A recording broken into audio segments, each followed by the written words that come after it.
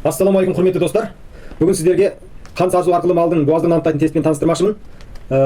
Бұл тест малдың қан сарысу арқылы тексеріледі. Дәлдік дәрежесі 99%. Қазір сіздерге бір-бірден істеп көрсететін боламын. Экраннан алыстамаңыздар.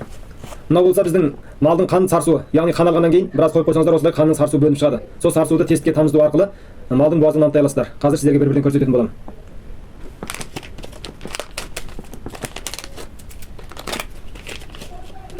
Мен мынандай сорғы болатын өзінің кішкентай сорғышы болады.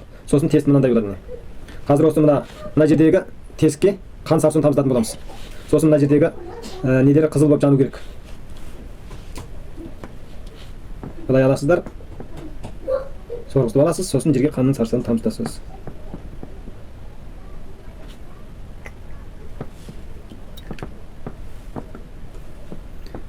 Қазір күтеміз.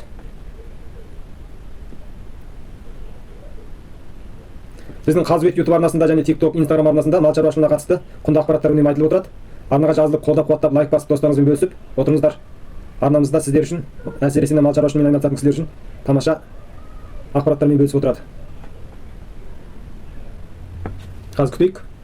Мінекей құрметті достар, біздің тестіміздің нәтижесі дайын болды.